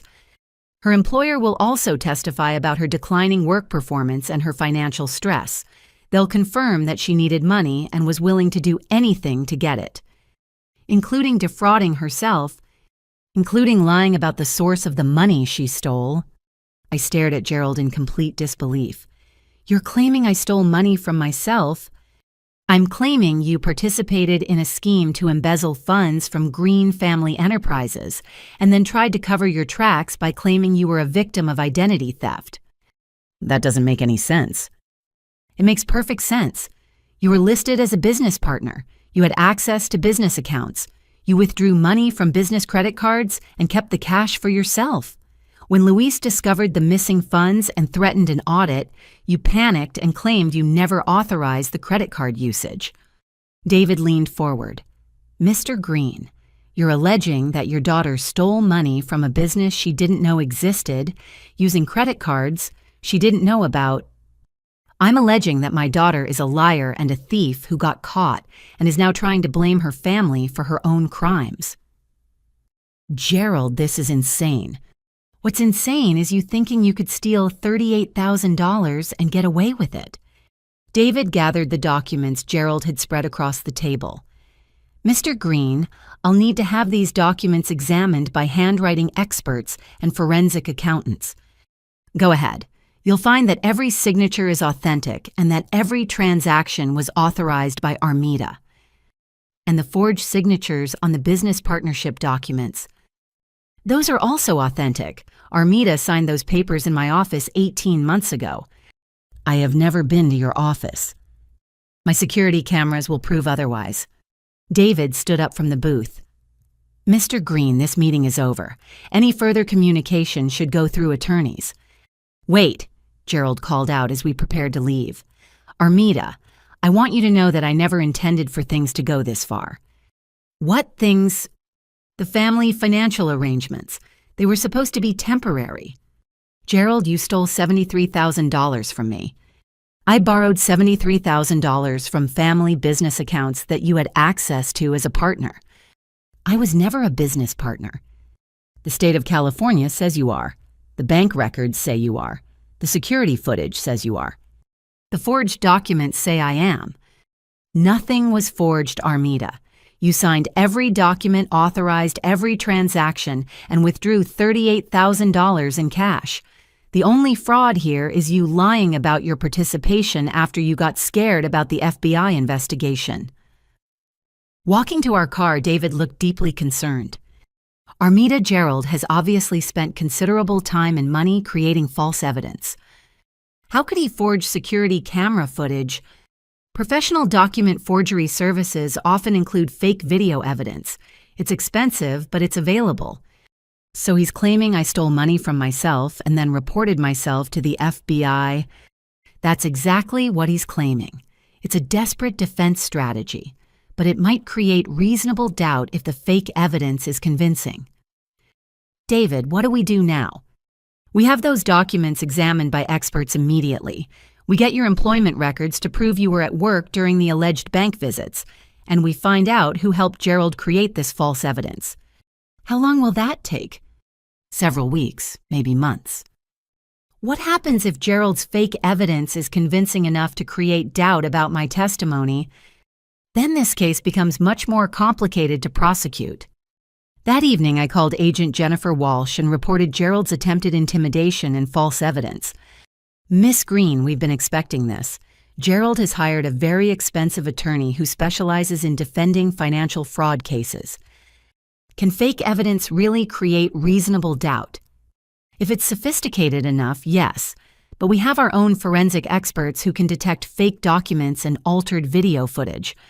How confident are you that Gerald's evidence is fake? Very confident, but we'll need to prove it convincingly to a jury. Agent Walsh, what if Gerald succeeds in making me look like the real criminal? Then he walks free, and you potentially face charges for false reporting. So he's trying to destroy me completely. He's trying to save himself by destroying you, but we're not going to let that happen. How can you be sure? Because we have evidence of his other crimes against Mrs. Thompson, Luis Gonzalez, and potentially dozens of other victims. Even if he creates doubt about your case, he still faces multiple federal charges. But my reputation and my life would be ruined. Not if we expose his fake evidence and prove he's a serial fraudster who targets his own family members. Agent Walsh, I'm scared. I understand. But remember, you're not alone in this fight. You have allies, you have evidence, and you have the truth on your side. I hope that's enough. It will be. Gerald Green made a critical mistake when he targeted you. He picked a victim who was smart enough, strong enough, and determined enough to fight back. He picked the wrong daughter. Exactly, and that's going to be his downfall. The phone call came from Aunt Carol at 6 o'clock in the morning, her voice high-pitched with panic and disbelief. Armida, the FBI raided your parents' house last night. Gerald was arrested. I sat up in bed, my heart pounding. What happened? Agents showed up with a search warrant at 11 o'clock. They took boxes of documents, computers, Gerald's cell phone, everything. The neighbors were all watching. It was humiliating. Where is Gerald now? He's in federal custody. Patricia is at my house crying hysterically. She keeps saying this is all your fault. Aunt Carol Gerald brought this on himself by committing federal crimes. He's your father, Armida. How could you do this to him? I didn't do anything to him. The FBI did their job based on evidence of his criminal activities. Patricia says you planted evidence and lied to investigators. Patricia participated in the crimes. She's trying to avoid taking responsibility. She's devastated. Her husband is in jail, her reputation is ruined, and her daughter has turned against the family. Her daughter was victimized by the family. You've destroyed everything we built together. After Carol hung up, I called Agent Walsh immediately. Agent Walsh, my aunt says Gerald was arrested last night. That's correct. We arrested Gerald Green, Patricia Green, and Kevin Murphy, the document forger. We also executed search warrants on their homes and Gerald's business office. What did you find? Extensive evidence of fraud forgery equipment, fake identification documents, and financial records showing the scope of their criminal enterprise. Is Patricia really being charged? Mrs. Green faces federal charges for conspiracy mail fraud, wire fraud, and obstruction of justice. The evidence shows she was not just an unwilling accomplice. She was an active participant who recruited victims and helped cover up crimes. What about Shane? Your brother is cooperating with our investigation. He's providing testimony about his parents' activities in exchange for reduced charges. Reduced charges. Probation, community service, and restitution payments. No jail time if he testifies truthfully. How do you feel about his cooperation? It strengthens our case considerably. Shane has detailed knowledge about how your parents targeted victims and concealed their crimes. Agent Walsh, what happens next? Arraignment hearings next week. Gerald and Patricia will probably be denied bail because they're flight risks. The trial will likely be scheduled for 6 to 8 months from now. Will they be in jail until then? If bail is denied, yes. An hour later, Shane called me, his voice broken and exhausted. Armida, I need to talk to you. About what? About everything. About what really happened, what I knew, and what I'm going to testify about. Shane, you should be talking to your attorney, not to me. I fired my attorney. I hired a new one who specializes in cooperating witness cases. Why? Because I can't keep lying. The FBI has too much evidence. If I keep trying to protect Mom and Dad, I'll go to prison too. What are you going to testify about? Everything. How Dad taught me to use your credit card information. How Mom collected your personal documents. How they planned to blame you if anyone discovered the fraud. They planned to blame me from the beginning. Dad said if the credit card companies ever questioned the charges, he would say you had given him permission to use your cards for family expenses. And you knew this. I knew it was wrong. I knew you never gave permission. But I was afraid to speak up because Dad said the whole family would be destroyed if anyone found out. So you chose to participate. I chose to be a coward. I chose to let my parents steal from you rather than risk confronting them. Shane, why are you calling me now? Because I want you to know I'm going to tell the truth in court. I'm going to admit what I did and what I knew, and I want you to know how sorry I am. Sorry doesn't undo the damage. I know, but it's the only thing I have left to give you. Shane, what happens to you after you testify? I'll probably have to transfer schools. I'll definitely have to find a new place to live. My probation officer will monitor my finances for 5 years, and I'll owe you money for the rest of my life. What about Mom and Dad? They hate me now. Mom called me a traitor. Dad said I'm not his son anymore. How do you feel about that? Relieved, honestly. I've been afraid of Dad my whole life. I've been enabling Mom's manipulation for years. Maybe losing them will force me to become a better person. 3 days later, Gerald and Patricia were formally charged in federal court. Local news stations covered the arraignment, reporting on the multi-victim family fraud case that had shocked the community. My phone rang constantly with calls from distant relatives, former neighbors, and curious acquaintances. Most of the calls were supportive, but some were critical. How could you send your own parents to prison? Families should work out problems privately. You're destroying their lives over money. But there were also calls of support. Mrs. Thompson, you're very brave, dear. You're protecting other potential victims. Luis Gonzalez, Your parents stole from everyone who trusted them. They need to face consequences. My former college roommate, Jennifer, I can't believe what you've been going through. You're doing the right thing. The most surprising call came from Patricia's sister, Diane. Armida, I owe you an apology. For what? For not believing you when you said Gerald and Patricia were stealing. I've been reviewing my credit reports and I found accounts I never opened. How much money? $22,000. Credit cards, a personal loan, and charges at stores I've never visited. Aunt Diane, I'm so sorry. Don't apologize. Gerald and Patricia did this, not you. I should have listened when you tried to warn the family. What are you going to do? I'm hiring an attorney and joining the prosecution's case. Your parents stole from me while I was going through my divorce when I was most vulnerable emotionally and financially. Will you testify against them? Absolutely.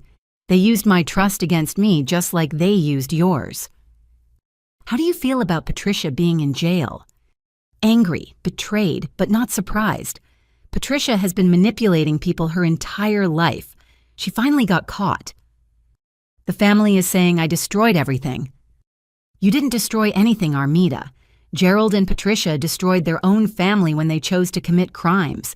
You just refused to enable their behavior. Thank you for saying that. Thank you for being brave enough to fight back. If you hadn't pursued charges, they would have kept stealing until they destroyed more lives. That evening, I drove past my childhood home. Yellow crime scene tape still fluttered from the front porch where FBI agents had conducted their search. The house looked smaller and shabbier than I remembered. A neighbor, Mrs. Rodriguez, waved to me from her yard. Armida, I wanted you to know that most of the neighbors support what you did. Thank you, Mrs. Rodriguez. Your father tried to overcharge my husband for landscaping work last year. When Carlos questioned the bill, Gerald became very angry and threatened to sue us. I'm sorry that happened. Don't be sorry, we should have reported him then. Maybe if we had, you wouldn't have gone through all this. Driving home, I realized that Gerald and Patricia's crimes had affected far more people than I had initially understood. They had been running scams and manipulation tactics throughout their community for years. Their arrest was not destroying a family. It was stopping a criminal enterprise that had been harming innocent people. I had not ruined their lives. I had ended their ability to ruin other people's lives. And that felt like justice. 6 months later, I stood outside the federal courthouse on a crisp October morning, watching Gerald and Patricia Green walk up the courthouse steps in handcuffs and orange jumpsuits. Their attorneys flanked them, carrying briefcases full of last-minute plea negotiations that would never be accepted. David Martinez stood beside me, reviewing his notes one final time. Are you ready for this, Armida? I've been ready since the day I discovered their crimes. Remember, Gerald's attorney will try to portray you as vindictive and money-hungry. Stay calm, stick to the facts, and let the evidence speak for itself. What do you think will happen? Gerald is facing overwhelming evidence from multiple victims. His fake documentation has been exposed as forgeries. The jury will see through his lies. Agent Jennifer Walsh approached us from across the courthouse plaza. Miss Green, I wanted to update you on Gerald's final plea offer. What did he offer? 15 years in federal prison with full restitution to all victims. He would plead guilty to all charges and cooperate with our investigation of other fraud cases. Did you accept it? The prosecutor rejected the offer. Given the scope of Gerald's crimes and his attempts to frame you with fake evidence, they want to pursue maximum sentences. What's the maximum? 25 to 30 years for Gerald, 12 to 15 years for Patricia. And if they're convicted on all charges, they'll likely receive sentences close to the maximum. Federal judges don't appreciate defendants who attempt to destroy their victims' credibility with fabricated evidence. Eleanor Thompson and Luis Gonzalez joined us on the courthouse steps. Eleanor looked determined and resolute, while Luis appeared nervous but committed. How are you feeling about testifying, Mrs. Thompson? I asked. Ready to see justice served. Gerald stole my retirement savings and left me struggling to pay for basic necessities. He deserves whatever sentence he receives. Luis, how has this affected your business? I had to close Green Family Enterprises and start over with a new company. The negative publicity and financial losses nearly destroyed everything I worked for. Luis's voice grew stronger. But I'm grateful we caught Gerald before he stole everything. Are you both prepared for the defense strategy?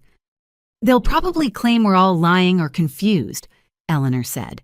But the evidence speaks for itself. Bank records don't lie. The trial lasted 3 weeks. Gerald's attorney attempted to portray him as a struggling businessman who made poor decisions under financial pressure. They claimed the identity theft was actually informal family financial arrangements that Armida had misunderstood due to mental health issues. Patricia's attorney argued that she was a devoted wife who trusted her husband's business decisions without understanding their legal implications. They portrayed her as another victim of Gerald's manipulation. Shane testified for the prosecution, providing detailed accounts of how Gerald and Patricia had planned and executed their fraud schemes. His testimony was devastating to his parents' defense. "My father taught me how to use Armida's credit card information," Shane told the jury. "He said it was okay because families share resources, but I knew Armida didn't know about the charges because she was never included in family activities we paid for with her money." "Did your mother participate in these activities?" the prosecutor asked. "My mother collected Armida's personal documents by photographing them during family visits. She helped my father practice forging Armida's signature. She coached me on what to say if anyone asked about the credit card usage." "Did your parents plan to blame your sister if the fraud was discovered?" "Yes. They said if anyone questioned the charges, they would claim Armida had given permission and was now having a mental breakdown that caused her to forget her authorization." Gerald's fake evidence fell apart under forensic examination. Expert witnesses testified that the bank withdrawal slips contained forged signatures and that the security camera footage had been digitally altered. The alleged signatures show clear signs of tracing and computer manipulation. The handwriting expert testified. These documents were created to simulate authentic signatures, but they fail multiple authenticity tests. "What about the security footage?" the prosecutor asked. "The video files show evidence of digital editing. The defendant's face has been superimposed onto different footage to create the appearance that Miss Green was present during bank transactions." Eleanor Thompson's testimony moved several jury members to tears. "Gerald came to my home every week for months pretending to care about my health and well-being while planning to steal my life savings. He listened to me talk about my late husband while photographing my personal documents. He destroyed my ability to trust other people." Luis testified about the business fraud and Gerald's attempts to cover up his crimes. "When I discovered missing funds, Gerald blamed bookkeeping errors and slow-paying customers. He convinced me to take out additional business loans to cover what he claimed were temporary cash flow problems. I later learned he was stealing the loan money for personal expenses. My own testimony lasted 2 days. Gerald's attorney attacked my credibility, my mental health history, and my motivations for pursuing prosecution. Miss Green, isn't it true that you were struggling financially and needed money from your family?" "No, that's false." "Isn't it true that you participated in family financial arrangements and later regretted your involvement?" "I never participated in or authorized any financial arrangements. I was the victim of identity theft and fraud." "Isn't it true that you're pursuing this prosecution for revenge against parents who disappointed you?" "I'm pursuing this prosecution because my parents committed federal crimes and need to face appropriate consequences." The prosecutor's closing argument was powerful and straightforward. "Ladies and gentlemen of the jury, this case is about trust, betrayal, and accountability. Gerald and Patricia Green systematically stole from people who trusted them: their own daughter, an elderly neighbor, a business partner, and a vulnerable sister-in-law. They planned their crimes carefully, executed them over multiple years, and attempted to cover them up with lies and fake evidence. When their crimes were discovered, they tried to destroy their own daughter's reputation and credibility. This is not a family dispute about money. This is a criminal enterprise that destroyed lives and relationships for personal gain. The jury deliberated for 6 hours. When they returned, the four women stood and delivered guilty verdicts on all charges against both Gerald and Patricia. Gerald showed no emotion as the verdicts were read. Patricia sobbed quietly, her shoulders shaking with each guilty pronouncement. The sentencing hearing was scheduled for 8 weeks later. Gerald received 28 years in federal prison. Patricia received 12 years. Both were ordered to pay full restitution to all victims, including punitive damages and legal fees. Mr. and Mrs. Green, the judge said during sentencing, "You violated the most basic bonds of family trust and human decency. You targeted vulnerable people who loved and trusted you, and you used that trust as a weapon against them. Your crimes have caused immeasurable damage to your victims' financial security, emotional well-being, and ability to trust other people. Your attempts to frame your own daughter with fabricated evidence demonstrate a level of callousness that warrants the maximum sentences allowed by law." Walking out of the courthouse after sentencing, I felt a complex mix of emotions. Relief that justice had been served, sadness for the family relationships that were permanently destroyed, gratitude for the support I had received from other victims and law enforcement professionals. David Martinez put his hand on my shoulder. "How are you feeling?" "Free. For the first time in years, I feel completely free." "The financial restitution should begin within 60 days. The court has ordered the liquidation of your parents' assets to pay victim compensation." "What about my credit report?" "All fraudulent accounts have been removed. Your credit score has been restored to its pre-fraud level." "And my security clearance?" "Fully reinstated. Your employer has been notified of the successful prosecution." Agent Walsh joined us outside the courthouse. "Miss Green, I wanted to thank you for your courage throughout this investigation. Your willingness to pursue justice despite family pressure made it possible to stop a criminal enterprise that could have harmed many more victims." "Thank you for believing me and taking my case seriously. I also wanted to let you know that Gerald and Patricia's conviction has led to additional investigations.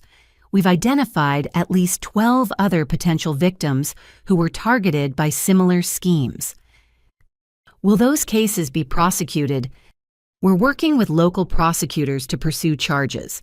Your case provided the evidence and legal precedent we needed to investigate other fraud complaints that had been dismissed as family disputes." Standing on the courthouse steps, I realized that pursuing justice for myself had protected other potential victims from experiencing the same betrayal and financial devastation. Gerald and Patricia would spend decades in prison, but their victims would rebuild their lives with dignity and compensation. Justice had been served. The truth had prevailed, and I had learned that standing up to abusers was not just about protecting myself. It was about protecting everyone they might hurt in the future.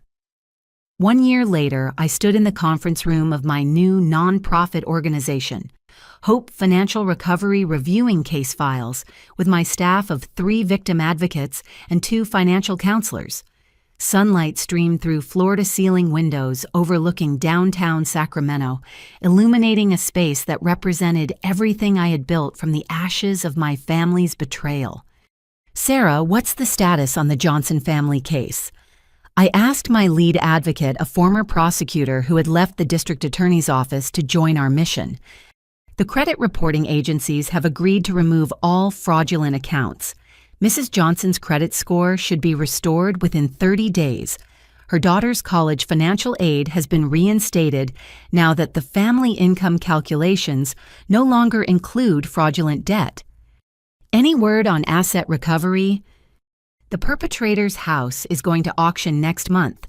Mrs. Johnson should receive approximately $40,000 in restitution, which covers 80% of her losses." "That's excellent progress." My administrative assistant knocked on the conference room door. "Armida Eleanor Thompson is here for your lunch meeting." Eleanor walked into our office using a lightweight cane, but moving with the energy and purpose of someone who had reclaimed her life. At 83, she remained one of our most active volunteers, helping other elderly victims navigate the complex process of identity theft recovery. "How are things progressing, dear?" Eleanor asked, settling into a comfortable chair beside my desk. "We've helped 68 families recover from financial fraud this year. Our success rate for credit restoration is 94%, and we've recovered approximately $2.3 million for victims." "That's wonderful. How many perpetrators have been prosecuted?" 41 criminal cases with 37 convictions so far. "Any family fraud cases?" 18. It's more common than people realize, and victims are often reluctant to pursue prosecution because of family pressure. Eleanor nodded knowingly. I remember how guilty I felt about sending Gerald to prison, even though he had stolen my retirement savings. "How do you feel about it now?" "Grateful. Not just for the financial recovery, but for learning that I deserve to be treated with respect and honesty, even by people who claim to love me. That's a lesson I'm still learning myself." "Have you heard anything from your family?" "Shane writes letters occasionally. He's doing well in college, working part-time and making restitution payments. He seems to understand the damage that was done and is working to become a better person." "What about your parents?" "Gerald is in federal prison in Nevada. He'll be eligible for parole in 22 years when he's 80 years old. Patricia is in a women's facility in Arizona. She'll be eligible for parole in 8 years. "Do they ever try to contact you?" "Gerald wrote me one letter about 6 months ago. He claimed he was sorry and wanted to rebuild our relationship when he gets out of prison." "How did you respond?" "I didn't respond. Some relationships can't be repaired, and that's okay." Eleanor reached across my desk and squeezed my hand. "You've built something beautiful from a terrible experience." "We all have. Luis Gonzalez started a new landscaping business that's thriving. His reputation recovered once people understood he was a victim, not an accomplice. Shane is studying business ethics in college and plans to work in fraud prevention. Even you started volunteering with elderly advocacy groups. Your courage gave all of us permission to rebuild our lives instead of hiding in shame." My office phone rang. Sarah answered, then looked up with excitement. "Armida, that was Channel 8 News. They want to interview you about the family fraud prevention bill that passed the state legislature." "What specifically do they want to discuss?" "How your case led to stronger legal protections for identity theft victims and better training for law enforcement to recognize family fraud cases." Eleanor smiled proudly. "You've become quite the advocate." "I learned from watching other people fight back. Luis could have given up when his business partnership was destroyed. You could have accepted the loss of your retirement savings. Shane could have continued enabling our parents' behavior. Instead, you all chose to demand accountability and work for positive change. We chose to believe we deserved better treatment." "Exactly." The afternoon news interview went well. The reporter asked thoughtful questions about family fraud victim resources and prevention strategies. She was particularly interested in the emotional aspects of prosecuting family members. "Many people wonder how you found the strength to send your own parents to prison," the reporter said. "I found the strength by understanding that enabling criminal behavior is not love. Real love includes accountability, honesty, and respect. My parents' actions showed that they did not love me in any healthy or sustainable way. They loved what I could provide for them financially, while they excluded me from their emotional and social lives." "What advice do you give to other family fraud victims?" "Trust your instincts. If something feels wrong, investigate. Document everything. Seek professional help from attorneys, law enforcement, and mental health professionals. And remember that you are not responsible for other people's choices, including their choice to commit crimes." "How has this experience changed you?" "It taught me the difference between family and healthy relationships. Family is defined by DNA. Healthy relationships are defined by mutual respect, honesty, and genuine care for each other's well-being. I now have deep, meaningful relationships with people who support my growth and happiness rather than exploiting my loyalty." Do you ever regret pursuing prosecution? Never. Gerald and Patricia harmed multiple victims and would have continued harming people if they hadn't been stopped. Protecting future victims was more important than preserving relationships that were built on deception and abuse. That evening, I sat in my new home, a small house I had purchased with money recovered from the fraud restitution, reviewing applications from people who wanted to volunteer with Hope Financial Recovery. Many were former victims who had rebuilt their lives and wanted to help others do the same. Luis Gonzalez had applied to serve on our board of directors. Mrs. Thompson wanted to expand her volunteer work to include financial literacy education. Shane had asked if he could volunteer with our prevention programs once his probation period ended. My phone rang. Dr. Sarah Chen, the therapist who had helped me process the emotional aspects of family betrayal during the legal proceedings. Armida, I wanted to call and check in on your 1-year anniversary. Anniversary. 1 year ago today, Gerald and Patricia were sentenced. I had forgotten the exact date. How are you feeling? Happy. Genuinely happy for the first time in years. I wake up every morning excited about the work we're doing and the people we're helping. You've created meaning from trauma. I've learned that the best response to injustice is working to prevent other people from experiencing the same injustice. What about personal relationships? Are you dating anyone? I've been seeing someone for a few months. Marcus, the bank investigator who worked on my case initially.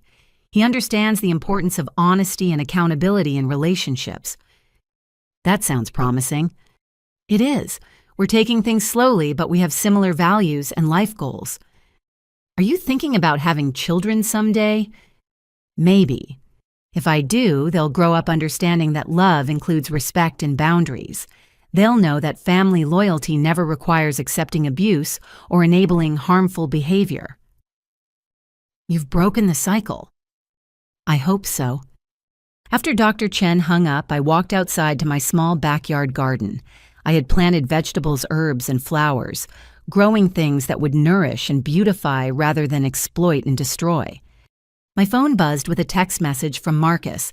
Dinner tomorrow, I have news about the Thompson case appeal. I texted back, yes, can't wait to hear the update. Another text arrived from Sarah at the office. The Martinez family just called. The court ordered full restitution plus damages. They want to send you flowers to thank you for the referral. A final text came from Shane, Armida. I got the internship at the fraud prevention nonprofit in Chicago. Thank you for showing me that accountability leads to better opportunities, not fewer ones. Standing in my garden as the sun set behind the mountains, I reflected on the journey that had brought me to this moment. 3 years ago, I was a quiet marketing professional who avoided conflict and tried to please everyone. I accepted financial abuse as the price of family relationships and confused loyalty with enabling. Today, I was the founder of a successful nonprofit organization that had helped dozens of families recover from financial trauma. I had healthy relationships built on mutual respect and honest communication. I owned my own home, had financial security, and felt optimistic about my future.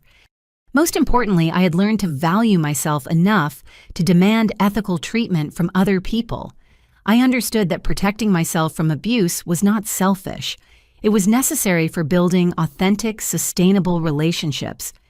Gerald and Patricia would spend decades in prison, but their crimes had inadvertently taught me lessons about strength, integrity, and resilience that I would carry for the rest of my life. They had intended to use me as their personal bank while excluding me from their love and respect. Instead, they had created a victim who became an advocate, a daughter who learned to choose justice over comfort, and a woman who transformed betrayal into purpose. I had not just survived their abuse. I had built a meaningful life dedicated to ensuring that other victims could do the same. The phone in my house rang, interrupting my reflections. Another family in crisis, probably needing guidance about financial fraud or identity theft.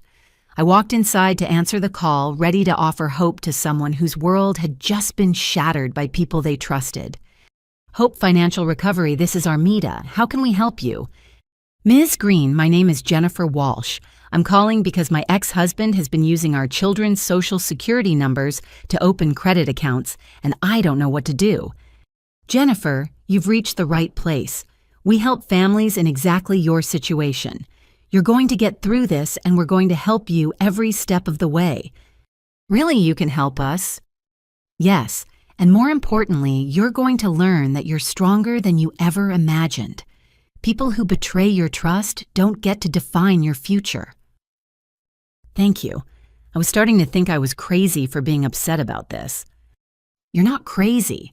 You're a mother protecting her children from financial abuse. That's exactly what you should be doing.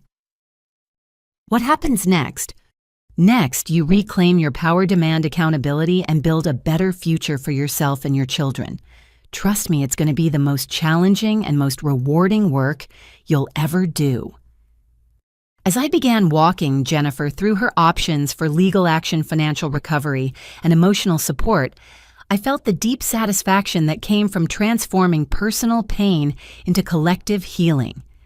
Gerald and Patricia had stolen my money, but they had never owned my spirit. They had betrayed my trust, but they had taught me to trust more wisely.